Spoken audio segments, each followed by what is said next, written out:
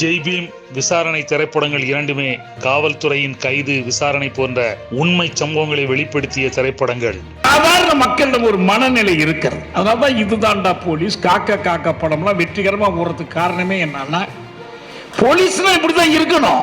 அந்த ஜெய்பீம் திரைப்படம், அந்த ஜெய்பீம் திரைப்படத்துடைய நாயகனாக இருந்த நீதிபதி சந்திர கிட்ட நானே பேசுறேன், ஐயா இந்த மாதிரி ஒரு சம்பவம் நம்ம திரைப்படம் போலே நடந்திருக்குது அப்படின்னு. எனக்கு அந்த டீட்டெயில் கொஞ்சம் அனுப்புங்களா அப்படின்னாரு.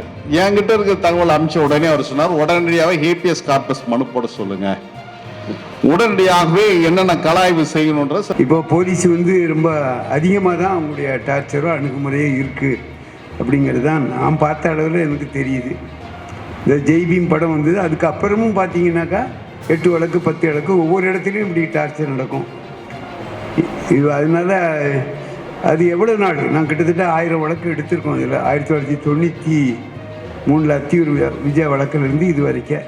ஜெய்பீம் கதை தொடர்பாக சொல்லுகிற போது நம்முடைய சந்துரு அடிக்கடி சொல்வார், ஒரு பழங்குடியின பெண், அவளை கொண்டு போய் போலீஸ் அதிகாரி முன்னர் நிறுத்துகிறார்கள்.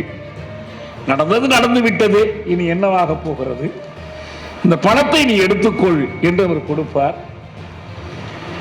அவளால் ஒரு நாளைக்கு 100 ரூபாய் கூட ஈட்ட முடியாது, அவ்வளவு வறிய நிலை. ஆனால் அந்த பணத்தை ஏற்றுக்கொள்ள மறுத்து, எனக்கு நீதிதான் முக்கியம் என்று சொல்லிவிட்டு வந்தால் அவள்தான் உண்மையிலேயே வீரப்பெண் என்று அவர் சொல்வார். கஸ்டடியில் இருக்கக்கூடியவர்களுக்கு மனித உரிமை மீறல் ஏற்படும் போது கஸ்டடியில் இருக்கக்கூடியவர்களுக்கு உடனடியாக தலையீடு செய்ய வேண்டியது இலவச சட்ட உதவி ஆணைக்குழு. இவர்களுக்கு இருவரும் கஸ்டடியில் இருக்கும் போது நடந்ததனால் அவர்களுக்கு வசதி இருக்கா வசதி இல்லையான்னு பார்க்க வேண்டிய தேவை கிடையாது. உறுதியாக இலவச சட்ட உதவி ஆணைக்குழு இதில் தலையீடு செய்ய வேண்டும். சைலேந்திர பாபு சொல்றதெல்லாம் போராது. நம்ம சீஃப் மினிஸ்டரே காவல்துறையினுடைய வன்முறை என்னன்னு தெரிஞ்சவர் தான், அவரே ஜெயிலுக்கு போயிட்டு வந்தவர் தான். எல்லாம் தெரிஞ்சா கூட நம்ம ஆளும் கட்சி ஆன உடனே எல்லாத்தையும் மறந்து போயிடுறோம்.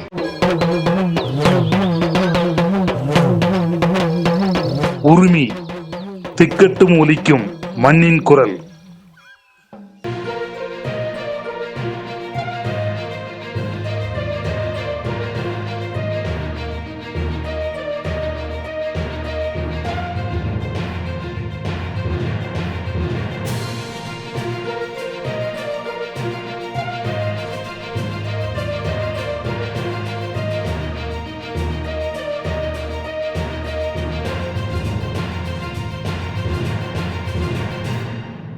அட்டக்கத்தி தினேஷ், ஆனந்தி, ஆடுகளம் முருகதாஸ், சமுத்திரக்கனி, கிஷோர் உள்ளிட்டோர் நடிப்பில் வெற்றிமாறன் இயக்கத்தில் உருவான திரைப்படம் விசாரணை. சந்திரகுமார் எழுதிய லாக்அப் என்ற நாவலை அடிப்படையாக வைத்து விசாரணை திரைப்படம் உருவானது. சூர்யா, பிரகாஷ்ராஜ், லிஜோமோல் ஜோஸ், மணிகண்டன், ரஜிசா விஜயன் உள்ளிட்டோர் நடிப்பில் தாசே ஞானவேல் இயக்கிய திரைப்படம் ஜெய்பீம். 1993-94 காலகட்டத்தில் நடந்த ஒரு உண்மை சம்பவத்தை மையப்படுத்தி ஜெய்பீம் திரைப்படம் எடுக்கப்பட்டது. ஜெய்பீம் விசாரணை திரைப்படங்கள் இரண்டுமே காவல்துறையின் கைது, விசாரணை போன்ற உண்மை சம்பவங்களை வெளிப்படுத்திய திரைப்படங்கள். ஜெய்பீம் திரைப்படம் வெளியாகும் நேரத்தில் சாத்தான்குளம் காவல் மரணம் நடந்து தமிழ்நாடு முழுவதும் அதிர்வலைகளை ஏற்படுத்தியது. அதே போன்றதொரு காவல் சித்திரவதை காஞ்சிபுரம் பகுதியில் நடந்துள்ளதாக தமிழ்நாடு புதுச்சேரி காவல் சித்திரவதைக்கு எதிரான கூட்டியக்கம் குற்றம் சாட்டுகிறது. இப்போ போலீஸ் ரொம்ப அதிகமாக தான் அவங்களுடைய டார்ச்சரோ அணுகுமுறையே இருக்குது அப்படிங்கிறது தான் நான் பார்த்த அளவில் எனக்கு தெரியுது. இந்த ஜெய்பீம் படம் வந்தது, அதுக்கப்புறமும் பார்த்தீங்கன்னாக்கா 8 வழக்கு 10 வழக்கு ஒவ்வொரு இடத்துலையும் இப்படி டார்ச்சர் நடக்கும். இது அதனால் அது எவ்வளோ நாள், நான் கிட்டத்தட்ட 1000 வழக்கு எடுத்திருக்கோம். இதில் 1993 அத்தியூர் விஜய் வழக்கிலிருந்து இது வரைக்கும். அதெல்லாம் கொஞ்சம் எடுத்தனால விளைவு இருக்குது, கொஞ்சம் குறைஞ்சிருக்கு அப்படின்னு சொல்லலாம். ஆனால் கூட இந்த இதை பார்த்த உடனே எனக்கு ரொம்ப கஷ்டமாக இருந்தது. 2 பேரை எப்படி சித்திரவதை பண்ணியிருந்தா அவங்க டயாலிசிஸ் பண்ணுற அளவுக்கு ஆகியிருக்கும். டயாலிசிஸ் பண்ணுற அளவுக்கு ஆன பிறகு அவங்க ஜென்மத்துக்கும் அவங்க டயாலிசிஸ் எப்படி அடுத்த கட்டம் அவங்க என்ன மாதிரி ஆவாங்க அப்படிங்கிறது ரொம்ப கடுமையான சித்திரவதையாக இருந்திருக்கு. அதனால் இது ஏற்கனவே அவர் நகரத்தில் அறிமுகமான நபராக இருக்கார். இருளர்னா பொதுவாக என்ன செய்வாங்கன்னா அவங்க அப்படி செஞ்சுருப்பாங்கன்னு ஒரு பொதுமக்கள் மத்தியில் ஒரு புத்தி இருக்கும். அதனால் நிறைய பேர் வர்றது கொஞ்சம் சங்கடமாக இருக்கும். இது ஒரு வாய்ப்பாக இருக்குதுன்னு நான் நினைக்கிறேன். என்னையை பொறுத்தளவில் உதயகுமார் வசமாக மாட்டியிருக்கான். இதை விட்டுறக்கூடாது. எப்போது ஒரு வாய்ப்பு இப்படி கிடைக்கும், இதை தூக்கி அப்படி பிடிச்ச புடிய விடக்கூடாது, தூக்கி நச்சுன்னு அடிச்சிடும். அந்த வாய்ப்பு எனக்கு கிடைச்சிருக்கு. இயக்க ரீதியாக சொல்கிறேன். நான் கல்வி பிரச்சனையை பற்றி நிறைய பேசிக்கிட்டு இருந்தேன் எங்கள் ஊரில். பேராசிரியர் கல்யாணி கல்வி பிரச்சனை ரொம்ப அழகாக பேசுகிறார் அப்படின்னு எல்லாரும் பாராட்டினாங்க. ஆனால் யாராவது போலீஸ் ஏதாவது வந்து கொஞ்சம் இது பண்ணாக்கா ஒருத்தர் பக்கத்தில் வர்றதில்லை. என்னைக்கு இருளர் பிரச்சனையை எடுத்தனோ அப்போ இருந்து போலீஸ் எனக்கு பயப்பட ஆரம்பிச்சிட்டாங்க. இப்போ எனக்கு பாதுகாப்பாக இருளர் தான்.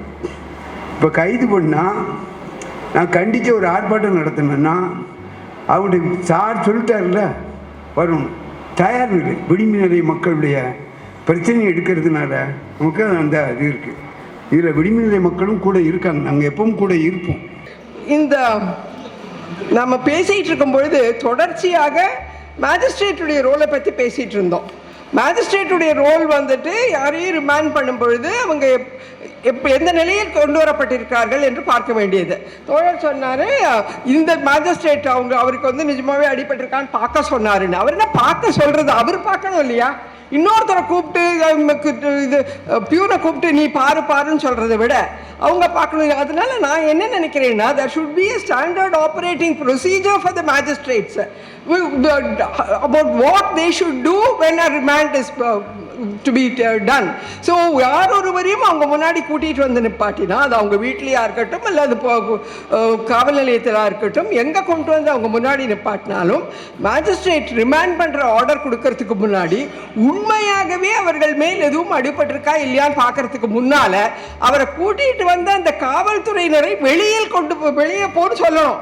இவங்களை மாத்திரமே வச்சிருந்த, அதாவது பாதிக்கப்பட்ட யார் கொண்டு வராங்களோ ரிமாண்ட் பண்ண கொண்டு வரப்பட்ட அந்த அக்யூஸ்டை மாத்திரம் அந்த இடத்துல வைத்து அந்த அக்யூஸ்டுக்கு வேண்டிய ஒரு ஆறுதலை சொல்லி, நீ என்ன சொன்னாலும் இது வெளியில் போகாது, ஆனால் நீ சொல்லு உன்னை எங்கே எடுத்து எப்போ பிடிச்சாங்க, என்ன ஆச்சுது, உன்னை சித்திரவதை பண்ணாங்க, உனக்கு நிஜமாவே அடிபட்டிருக்கான்னு கேட்கணும்னு நான் நினைக்கிறேன்.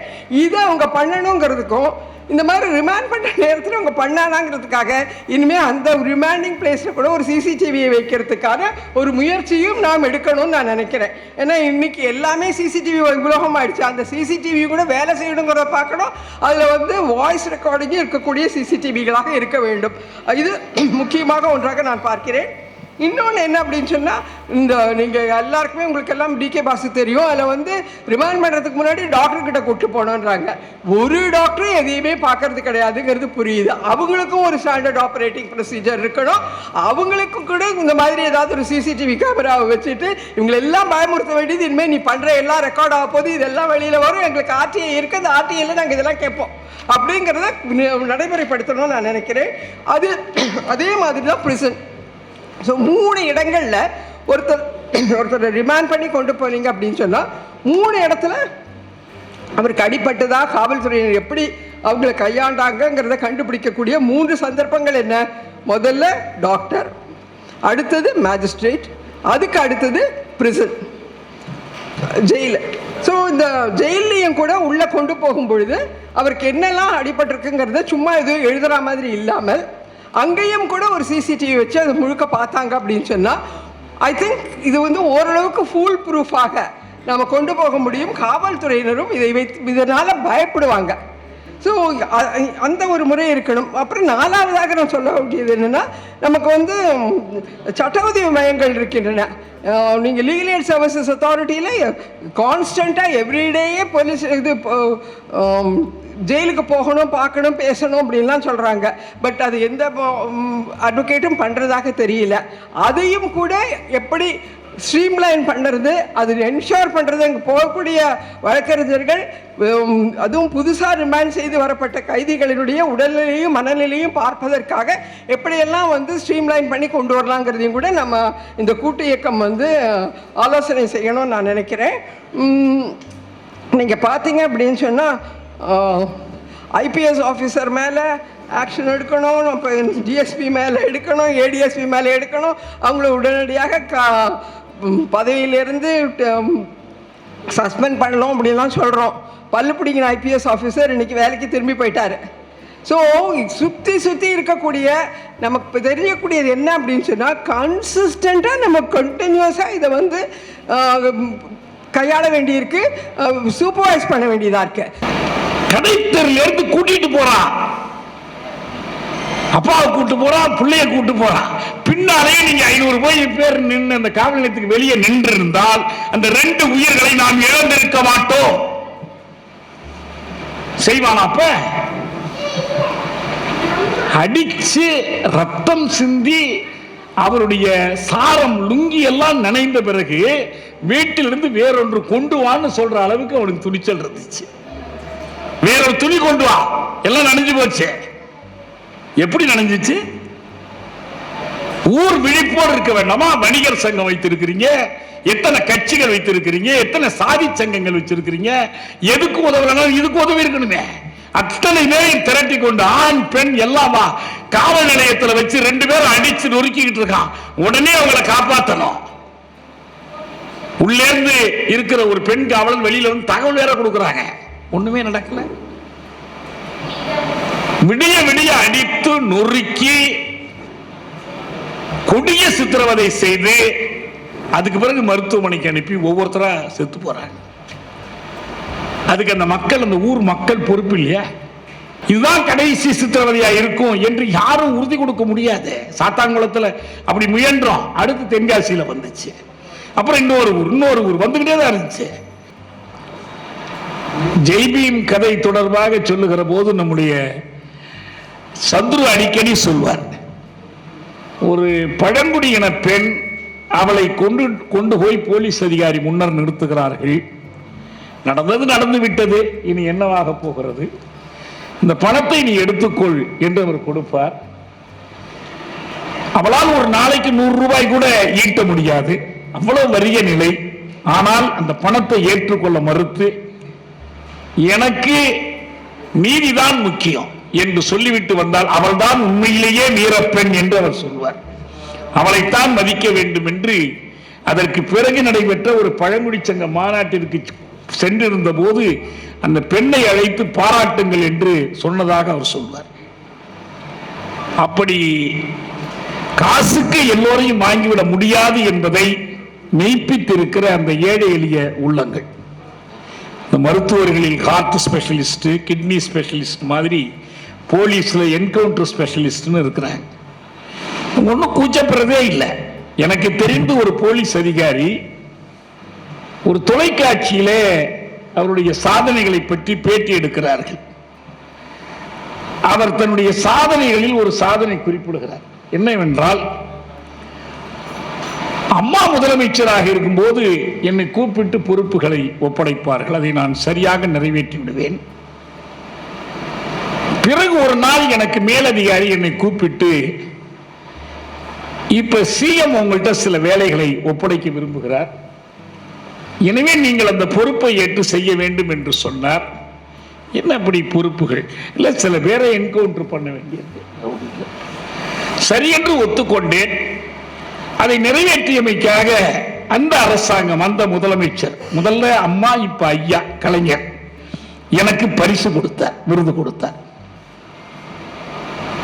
இதை ஒரு தொலைக்காட்சியில் உட்கார்ந்து கொண்டு ஒரு காவல்துறை அதிகாரி வெளிப்படையாக சொல்கிறார். எவ்வளவு அநியாயம்! இது சட்டமீறல் இல்லையா? சித்திரவதை செய்வதற்கு காவல்துறைக்கு உரிமை கிடையாது, எந்த வழக்கிலும் கிடையாது, எந்த சூழ்நிலையிலும் கிடையாது.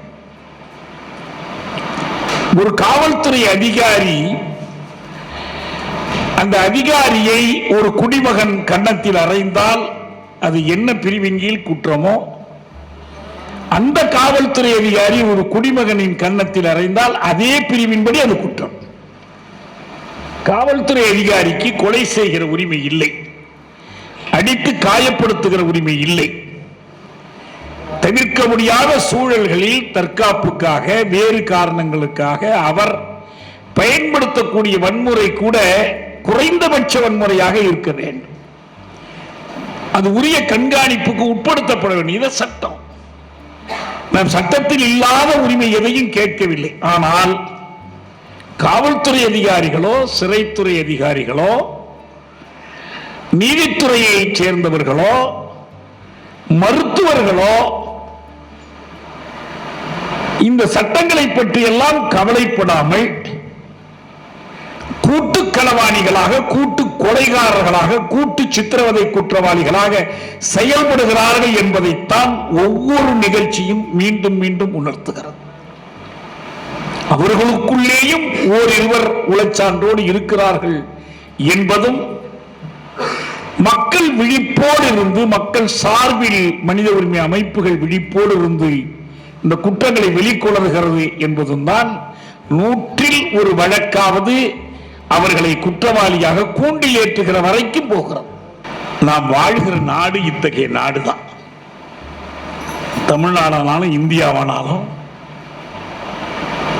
இப்படி என்கவுண்டர் ஸ்பெஷலிஸ்டாக புகழ்பெற்ற சில அதிகாரிகள் அதை பயன்படுத்தி வீடு காலி செய்ய வைப்பது அல்லது வாங்கிய கடனை திருப்பி கொடுக்க வைப்பது, இதற்கெல்லாம் கூலி ஆட்களாக மாறி அதற்கென்றே என்கவுண்டர்களை நிகழ்த்தி அதில் ஒருவர் கைது செய்யப்பட்டு அவர் மீது வழக்கு போடப்பட்டது. இதான் என்கவுண்டர் ஸ்பெஷலிஸ்ட் கடைசியா போய் முடிகிற இடம். சட்டத்தை வாழ்க்கையில் ஒரு முறை 2 முறை மீற வேண்டிய அவசியம் ஏற்படலாம். குடிமக்கள் மீறுகிறார்கள். சாராயம் காய்ச்சுகிறவன் மீறுகிறான், நம்ம போக்குவரத்து விதிகளை மீறுகிறோம். ஆனால் ஆண்டுக்கு ஒரு முறை, மாதத்திற்கு ஒரு முறை, ஒரு நாளைக்கு ஒரு முறை அல்ல, நிமிடத்துக்கு நிமிடம், நொடிக்கு நொடி மீறுகிற இடங்கள் உண்டானால் அது சிறைச்சாலைகளும் காவல் நிலையங்களும் தான் என்பதை புரிந்து கொள்ளுங்கள். அவங்க தான் விடாது இதை தொழிலா செய்யறாங்க. சட்டத்தை மீறுவதுதான் தொழில். ஒரு காவல்துறை அதிகாரிக்கு பிடிக்காத கெட்ட வார்த்தை சட்டம். நீங்கள் உங்களை ஒரு வழிமறிக்கிறார் 2 சக்கரத்தில் போகும்போது சட்டம்னு நீங்க பேசுனீங்கன்னா சுருன்னு கோவம் வரும். சட்டம் பேசுறியா நீ? சட்டம் கெட்ட வார்த்தை. அதனால்தான் நாம் என்ன செய்ய வேண்டியிருக்கிறது என்றால், மனித உரிமைகளை பாதுகாக்கிற பொறுப்பு அரசின் கையிலோ, காவல்துறை கையிலோ, நீதித்துறை கையிலோ பாதுகாப்பாக இருக்காது. அது போராடுகிற மக்கள் கையில் தான் இருக்கும். நாம் தான் இந்த உண்மைகளை உணர்ந்து கொள்ள வேண்டும். நாம் மீண்டும் மீண்டும் சொல்ல வேண்டிய தேவையே இல்லை. நாம் நாட்டில் குற்றங்கள் நடப்பதை ஆதரிக்கவில்லை, கொலைகள் நடப்பதை ஆதரிக்கவில்லை. நான் இங்கே படித்து காட்டினேன். சைலேந்திர பாபுவினுடைய 41 கட்டளைகள் கொடுங்கையூர் காவல் நிலைய சாவுக்கு பிறகு அவர் அறிவிக்கிறார். 22 ஜூன் மாதத்தில் அறிவிக்கிறார். எல்லா ஏடுகளிலும் இப்பயும் நீங்கள் கூகுளில் போனால் அப்படியே 41 கட்டளைகளும் கிடைக்கும். எவர் ஒருவரையும் காவல் நிலையத்தில் அடிக்கக்கூடாது. எதுக்கு அடிப்பாங்க? 2 காரணம் சொல்றார். ஒரு கிரைம் இன்வெஸ்டிகேஷனுக்காக அடிக்கக்கூடாது. அதே போல ஒப்புதல் வாக்குமூலம் பெறுவதற்காக அடிக்கக்கூடாது. நமக்கு இயல்பா மனித இயல்பு குற்றத்தை ஒப்புக்கொள்வதல்ல. ஒரு சின்ன இதுனா கூட ஒப்புக்கொள்ளதான் மறுப்போம். இல்லையே எனக்கு தெரியாதே. ஆனா காவல் நிலையத்திற்கு போன உடனே ஐயா நான் எல்லாத்தையும் ஒத்துக்கிறேன்னு சொல்றது என்ன மனநிலை? யாரும் ஒத்துக்குவா? உண்மையாகவே இருந்தாலும் யாரும் ஒப்புக்கொள்ள மாட்டார்கள். அவ்வளவு பெரிய ராஜீவ் கொலை வழக்கிலேயே எப்படி ஒப்புதல் வாக்குமூலங்கள் பெறப்பட்டன என்பது அப்பட்டமா வெளியில வந்துச்சு. அந்த வழக்கே, அந்த தடா வழக்கே செல்லுபடியாகாமல் போனது. அந்த அத்தனை ஒப்புதல் வாக்குமூலங்கள் இருந்தும் இங்க நமக்கு இருக்கிற கவலை எல்லாம் அவங்க உண்மையில் செய்தார்களா இல்லையா இந்த விவாதத்தை மேடையில் வைத்து நடத்த முடியாது. இது ஒரு பப்ளிக் ட்ரையல் நம்ம பண்ண முடியாது, அல்ல செய்தித்தாள்களில் வைத்து ட்ரையல் பண்ண முடியாது. சரி, இறந்திருப்பது உண்மை, கொலை செய்யப்பட்டிருப்பது உண்மை, கொலை செய்வர்கள் இவர்கள் இல்லை என்றால் வேறு யார்? இதை கண்டுபிடிக்க வேண்டிய கட்டாயம் இருக்கும். யாரையும் கண்டுபிடிக்க முடியவில்லை என்றால் கொலை கண்டுபிடிக்க முடியும். துப்பு துளங்கவில்லை, எத்தனையோ வழக்கல் மாதிரி அது போயிடும். கண்டுபிடிக்கணும். கண்டுபிடிக்கிறது தான் நீதி, நியாயம். டேராடூன்ல இருந்து ஒரு மகன் தொலைபேசி பண்ணி கூப்பிடுறார், உங்க தொடர்பு கொள்ள முடியல. என்னடா காலையில இருந்து தொலைபேசி பண்றமே கிடைக்கலையேன்னு பக்கத்தில் இருக்கிற நண்பருக்கு பண்றார். அவங்க வீட்டில் போய் பார்த்து துர்நாற்றம் வருகிறது என்று ஒரு தகவல் சொல்றாங்க. அங்கு டேராடூன்ல இருந்து அவர் பதறி போறார். அவர் ஒரு மருத்துவர் நினைக்கிறேன், பேராசிரியர். அவர் அங்கிருந்து பதறி அடித்துக் கொண்டு மறுநாள் வந்து சேர்றார். அவர் மனநிலை எப்படி இருக்கும்? யார் செய்திருந்தாலும் அது கொடிய கொலை என்பதில் ஐயமே இல்லை. அதற்குரிய சாட்சிகளை திரட்டி சான்றுகள் அடிப்படையில் தண்டிக்கப்பட வேண்டும். இதுல மாற்று கருத்தை இந்த அறிக்கையிலேயே தெளிவாக எழுதியிருக்கிறாங்க. ஒருவேளை அந்த குற்றத்தை இவர்கள் செய்திருந்தால் இவர்கள் தண்டிக்கட்டும், நீதிமன்றத்தில் நிறுத்தி தண்டிக்கட்டும், நமக்கு ஒரு மாற்று கருத்தே இல்லை. ஆனால் சித்திரவதை செய்யாமல் இந்த குற்றத்தை நிரூபிக்க முடியாது என்று நீங்கள் சொல்வது அறிவு கொவ்வாதது. ஹஸ்பண்ட் சுரேஷ் அடிக்கடி சொல்வார், இந்த நான்காந்தர விசாரணை முறைகளால் அவர் police have lost the art of investigation. நம்முடைய போலீஸ் புலனாய்வு கலையை இழந்து விட்டது. அதனால கரடியை பிடிச்சி சிங்கம்னு மெய்ப்பிக்க முயற்சி பண்றது. இல்லைன்னா சித்திரவதை தேவைப்படாது. நம்ம சாதாரண மக்களிடம் ஒரு மனநிலை இருக்கிறது. அதனால்தான் இதுதான்டா போலீஸ், காக்கா காக்கா படம்லாம் வெற்றிகரமா ஓடுறதுக்கு காரணமே என்னன்னா, போலீஸ்னா இப்படிதான் இருக்கணும். இந்த மனநிலை மக்கள்கிட்ட இருக்கு. இதற்கு எதிராக நம்ம போராட வேண்டி இருக்கு. உங்க வீட்டுல திருட்டு போனா ஒத்துக்குவியா? 2 அடி அடிச்சாதானே உண்மையை வாங்க முடியும். நான் கேட்கிறேன், ஒரு முன்னாள் முதல்வர் மீது பெரிய புலனாய்வெல்லாம் நடத்தி சிறப்பு நீதிமன்றத்தில் வழக்கு போடுறாங்க, நிறுத்துறாங்க. அந்த போலீஸ் அதிகாரிகள் சொல்றாங்க, இவங்க பேர்ல 3 வங்கி கணக்கு இருக்கு என்று சொல்றாங்க. அவங்களுக்கு தெரிஞ்சு 3 வங்கி கணக்குகள் இருக்கு. இந்த 3 வங்கி கணக்குகளையும் கண்டுபிடிப்பதற்காக அந்த குற்றவாளிக்கு லாடம் கட்டினீர்களா? கையாவது முறுக்குனீங்களா? காதை திருடினீங்களா? எப்படி கண்டுபிடிச்சீங்க? கண்டுபிடிக்க முடியாதா? அவங்களே சொன்னா மட்டும்தான் தெரிஞ்சுக்க முடியுமா? ஏன் முடியாது? இந்த கொலையை செய்த குற்றவாளிகளை கண்டுபிடிப்பதற்கு உங்கள் கையில் கிடைத்த ஒருவரை குத்தி கிழித்து சித்திரவதை செய்து மருத்துவமனையிலே கவலைக்கிடமான நிலையை தூக்கி கொண்டு போய் போடுவதுதான் வழியா? வேற விதத்தில் கண்டுபிடிக்க முடியாதா? நிச்சயமா முடியும். முடியாதுங்கிறது ஒண்ணுமே கிடையாது. நீங்க எல்லா வழக்கிலும் எந்த கையாளுறீங்களா? இடி வழக்கு போடுது, என்ன பண்றீங்க? குற்றவாளி சித்திரவதை செய்கிறீர்களா? ஊழல் வழக்குகள் முன்னாள் முதலமைச்சர்கள் முன்னாள் அமைச்சர்கள் மீது வருது, எல்லாரையும் கையை பிடிச்சு முறுக்குறீங்களா? சித்திரவதை செய்கிறீர்களா? அது என்ன, அவங்களுக்கெல்லாம் அவங்கெல்லாம் குற்றவாளிகளானா நீங்க ஒன்றும் சித்திரவதை செய்ய மாட்டீங்க, அடிக்க மாட்டீங்க, உதைக்க மாட்டீங்க, மரியாதையா நடத்துருவீங்க, நாற்காலி போட்டு உட்கார வச்சு ஹாட் ஹாட் கூல்னு கேட்டு வாங்கி கொடுத்து சாப்பிட சொல்லுவீங்க, கொண்டு போய் அனுப்பிடுவீங்க. போலீஸ் காவலில் எடுத்து என்ன பண்றீங்க? ஏன் இதுக்கு மட்டும், இந்த வழக்கில் மட்டும் எங்கிருந்தது வந்துச்சு? அதனால இது எந்த விதத்திலும் இதை நியாயப்படுத்த முடியாது. ஜெய்பீம் வழக்கில் ஒரு போலீஸ் அதிகாரியை விட்டு விசாரிக்க சொல்றாங்களா? நீதிபதி கேட்கிறார் சந்துருவை, தமிழ்நாட்டில் நீங்களே ஒரு போலீஸ் அதிகாரி ஒருத்தர் கூட இல்லையா, சொல்ல முடியாதா? அவர் ஒருத்தர் சொல்றார், விசாரிச்சாங்க. இப்ப கேளுங்க, யாரை விட்டு விசாரிக்கலாம்னு கேளுங்க. இல்ல ஒரு விசாரணை குழு அமைத்து விசாரணை நடத்துங்க. நரேந்திர மோடியும் அமித்ஷாவும் குஜராத்தில் ஆட்சி பொறுப்பில் இருக்கிற காலத்திலேயே உச்ச நீதிமன்றம் ஸ்பெஷல் இன்வெஸ்டிகேஷன் டீம் அமைத்து விசாரிக்க சொன்னது. அவருடைய அமைச்சரவையில் இருந்த மரியா கோடினேனி, பஜ்ரங் தளத்தினுடைய தலைவர் எல்லாம் சிறைக்கு அனுப்பப்பட்டார்கள். அவங்களுக்கு ஆயுள் தண்டனை கொடுக்கப்பட்டுச்சு. நடக்கலையா? இதே குஜராத்தில் நடந்த இந்த நம்ம பேர் என்ன, பில்கிஸ் பானு வழக்கில் மாநிலத்திற்கு வெளியில் வழக்கு நடத்தி தண்டனை வாங்கி கொடுக்கலையா 11 பேருக்கு? இது இன்னொரு குற்றம். இதுல குற்றவாளிகள் நாம் 4 போலீஸ் அதிகாரிகளை சொல்லியிருக்கிறோம். அவங்கள யாராவது அப்ரூவரா மாதிரி மிச்ச பேர் மேல போடுறாங்களா, சொல்லட்டும். இதை தவிர இன்னும் சில பேர் இருக்கிறாங்களா நமக்கு தெரியாம இருக்கட்டும். காவல் நிலையம் அல்லாத இன்னொரு இடத்தில் கொண்டு போய் அடைத்து வைத்து சித்திரவதை செய்வதற்கு எந்த சட்டம் உங்களுக்கு அதிகாரம் கொடுத்தது? யார் அனுமதியின் பேர்ல செஞ்சீங்க? அதுக்கப்புறம் நான் கீழே வரும்போது அந்த மலையாளர்களுடைய வாழ்க்கை துணையும் மகளும் கண்ணீரோடு நின்று கொண்டிருந்தார்கள்.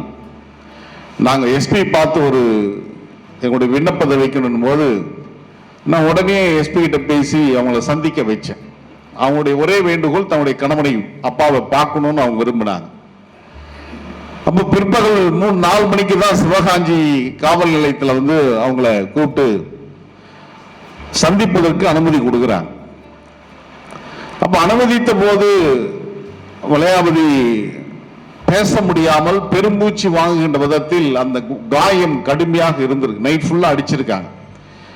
ஏறக்குறை ஒரு 5 மணி நேரம் அந்த உதயகுமார் என்கின்ற ஒரு சாதாரண மனநிலையில் இல்லாத ஒரு மனிதர், அவர் எப்படி காவல்துறையில் தேர்ந்தெடுத்தாங்கன்னு எனக்கு தெரியல. அது அணு அணுவா அவர் ரசித்து அதை தாக்குறதே ரொம்ப ரசித்து பார்த்திருக்கிறார். இப்படி அடிங்க அப்படி அடிங்கன்றதெல்லாம் அவர் தான் இன்ஸ்ட்ரக்ஷன் கொடுக்கிறார். அப்போ அவரு அந்த பெருமூச்சு வாங்கிட்டு நான் செய்யாத குற்றத்தை என்னை ஒத்துக்க சொல்லி காவல்துறை கம்பல் பண்றாங்க, என்னை வற்புறுத்துறாங்க. நான் ஒத்துக்க மாட்டேன்னு சொன்னேன். அதுக்கப்புறம் தான் அவருடைய மருமகனை அழைச்சிட்டு வராங்க. மருமகனை வழக்கமா காவல்துறை வந்து ஒரு சில்லறத்தனமா ஒண்ணு செய்வாங்க. அது என்னன்னா பெண்களை கூப்பிட்டு வந்து நிர்வாணப்படுத்துவாங்க. பெண்களை நிர்வாணப்படுத்தினா அந்த சம்பந்தப்பட்டவங்க பயந்து போய் இல்ல நான் ஒத்துக்கிறேன்னு ஒத்துப்பாங்க. இதுல என்ன அப்படின்னா மருமகனை மருத்துவரை அழைச்சிட்டு வராங்க. மருத்துவர் வந்து MD, ஒரு சிறந்த மருத்துவரா பணியாற்றிட்டு இருக்கிறாரு. அவரை கூப்பிட்டு வந்து அவருடைய துணியெல்லாம் கழட்ட சொல்லியிருக்காங்க. அவரை நிர்வாணப்படுத்துவதற்கான வேலையை அவங்க பண்றாங்க. இரவு அவர் கையெழுத்து போட சொல்லி கேட்டுக்கிறாங்க. கையெழுத்து போட மாட்டார். அவர் MA எக்கனாமிக்ஸ் பொருளாதாரம் படித்தவர். கையெழுத்து போட மாட்டேன் போதுதான் அந்த 2 ADSPயும் ASPயும் DSPயும் அவர் கையெழுத்து போட மாட்டாரா, புடிச்சிட்டு வந்து கை நாட்டு வைங்கன்னாங்க. நம்ம பிரபு அப்படிதான் மயக்க நிலையில் இருக்கிறார். அவர் உணர்வற்று இருக்கிறார். ஒரு ரைட்டர் போய் அவர் கையெழுத்து பிரிண்ட் பண்றார். அதேதான் இங்க நடந்திருக்குது. வளையாபதி வந்து நான் போராட்டத்தில் கூட சொன்னேன், வளையாபதி எவருக்கும் வளையாதவர் அப்படின் போது அவர் கையை கெட்டியா மூடிட்டு அந்த விரலை உள்ள வச்சுக்கிறார். மூடிட்டா எங்களால் திறக்க முடியாதுன்னு சொல்லும் போது அந்த கையை திறந்து அந்த கட்டை விரலை நீக்கி அந்த எடுக்கும் போது தான் அந்த கட்டை விரல் உடையுது. இந்த கட்டை விரல்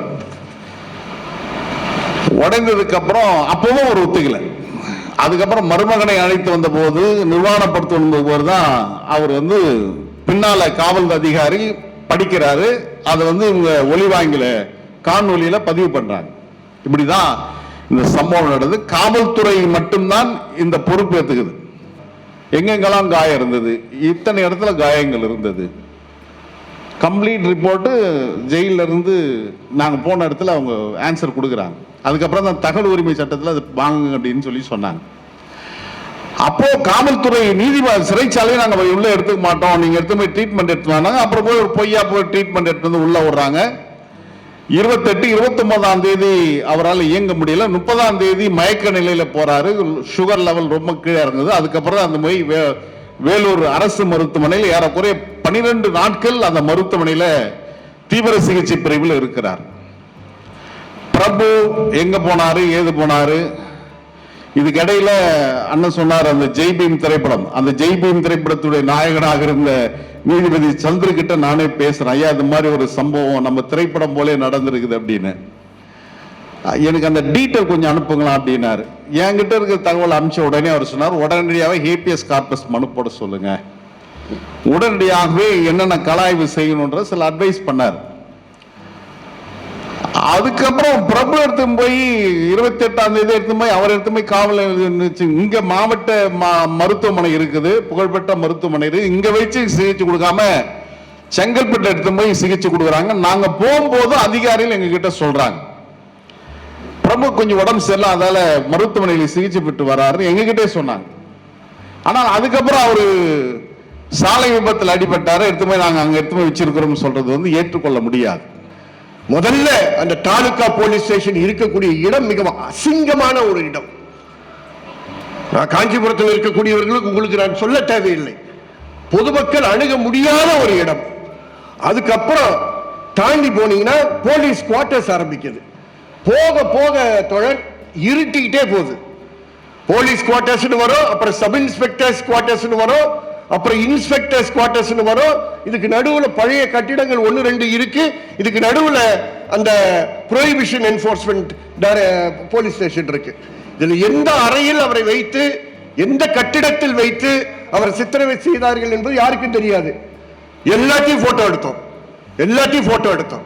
இந்த ஜுடிஷியல் மேஜிஸ்ட்ரேட் பார்ப்பதற்கு முன்பு தமிழகத்தில் அமலாக்கத்தில் இருப்பது ரிமாண்ட் அட்வொகேட். இந்த ஜுடிஷியல் மேஜிஸ்ட்ரேட் இந்த மாதிரி நொண்டி சாக்கு சொல்றாங்கன்ற காரணத்தினால், லே எக்ஸ்கியூசஸ் கொடுக்கிறாங்கன்றனால இலவச சட்ட உதவி ஆணைக்குழு ஒவ்வொரு ஜுடிஷியல் மேஜிஸ்ட்ரேட் நீதிமன்றத்தில் மேஜிஸ்ட்ரேட் பார்ப்பதற்கு முன்பு ரிமாண்ட் அட்வொகேட் பார்க்க வேண்டும். செங்கல்பட்டு கோர்ட்டுக்கு போனீங்கன்னா செங்கல்பட்டு ரிமாண்ட் அட்வொகேட்ஸ் வருவாங்க.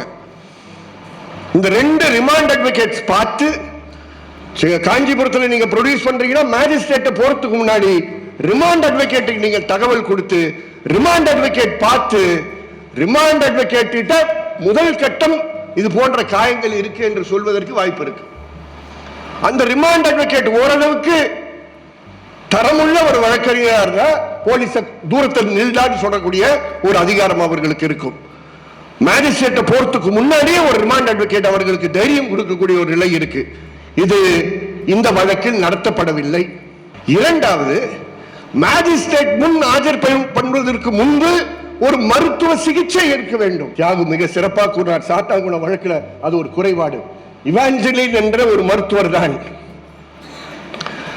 சாத்தாங்குளம் PHCல அவங்க ஆஜர்படுத்தப்படும் போது 2வது முறை அந்த ஆடைகளை மாற்றி, அந்த ரத்த கரத்துடன் இந்த ஆடைகளை அந்த ஆஸ்பத்திரியில் இருக்கக்கூடிய வேஸ்ட்ல போட்டுட்டு தான் உள்ளார போறாங்க 2 பேரும். இது நடந்துதான். அவங்க 2 பேரும் எங்கேயும் குற்றவாளிகளாக நிறுத்தப்படவில்லை. சரி, வழக்கு போக வேண்டும், இந்த நேரத்தில் நம்ம இடையூறு பண்ணக்கூடாது என்ற காரணத்திற்காக விட்டோம். இங்க கண்டிப்பாக மருத்துவர்கள் மேலேயும் நடவடிக்கை எடுத்து இறுதியாக ஜுடிஷியல் மேஜிஸ்ட்ரேட். எப்படி காஞ்சிபுரம் மாவட்டத்தினுடைய ரிமாண்ட் வந்து செங்கல்பட்டு மாவட்டத்துக்கு, அது ஒரு ஜோனல் ஜஸ்டிஸ் போர்டு சேர்மனாக இருக்கக்கூடிய ஒரு மேஜிஸ்ட்ரேட்டுக்கு அவர் டியூட்டி ரவுண்ட்ஸா இருந்தா கூட எப்படி ஏற்றுக்கொண்டார்? அப்ப இதுல ஏதாவது ஒரு தவறு நடந்திருக்கு, பயங்கரமான தவறு நடந்திருக்கு. தனியாக உயர் நீதிமன்றம் இந்த தலையீடு செய்வதற்கு தலையீடுகள் கொண்டு செல்வோம் என்று இந்த நேரத்தில் கூற கடமைப்பட்டிருக்கிறோம். நான் கேட்கிறேன், காவல்துறையை எல்லாரையும் தியாகோ நாங்களும் ஒரே பாஸ்கெட்ல போட்டு நாங்கள் பேசுபவர்கள் கிடையாது. நல்ல அதிகாரிகள் இருக்கிறார்கள். தரமான வாழ்க்கையை வாழ்ந்து எங்களுடைய பெருமையை பெற்று ஓய்வில் இருக்கக்கூடிய பல IPS அதிகாரிகள் இருக்கிறார்கள் என்று இந்த நேரத்தில் பதிவு செய்கிறேன். ஓய்வு பெற்றவர்களும் இருக்கிறார்கள், பணியிலும் இருக்கிறார்கள். அவர்களுக்கு நாங்கள் எங்களுடைய கடுமையான வார்த்தைகள் அவருக்கு பொருந்தாது. நீ என்னென்ன வார்த்தைகள் பயன்படுத்தி இருக்க, சித்திரவதை செய்த சம்பவங்களுக்கு தாண்டி என்னென்ன வார்த்தைகள் பயன்படுத்தி இருக்க, என்ன கெட்ட வார்த்தைகளை பயன்படுத்தி இருக்கீங்க? உனக்கு யார் அதிகாரம் கொடுத்தா? இதே வார்த்தைகளை நாங்கள் பயன்படுத்துவதற்கு எவ்வளவு நேரம் இருக்கும்? தியாகு சொன்னார், நீ ரவுடி போல அவங்களுக்கு ட்ரீட்மெண்ட் கொடுக்கறேன்னு ரவுடி ஆகணும். உதயகுமார் ஒரு சட்டை கழட்டிட்டு நீ வா, நீ நானும் நம்ம பேசுவோம். அதுதான் தரம். ஒரு IPS ஆபீசரா இருந்து ஒரு லீடர்ஷிப் கொடுக்க வேண்டிய ஒரு அந்தஸ்தில் ASP ஆக நீ கூட்டத்துக்கு வரும்போது ஒரு IPS ஆபீசர் கேட்கிறார், காஞ்சிபுரத்துக்கு போயிருக்கீங்களா, இன்னும் அந்த உதயகுமார் கேஸா அப்படின்னு.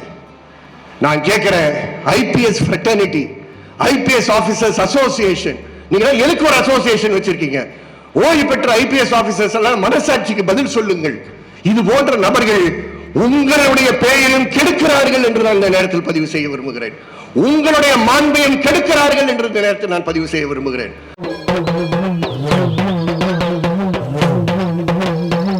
உரிமை திக்கட்டும் ஒலிக்கும் மண்ணின் குரல்.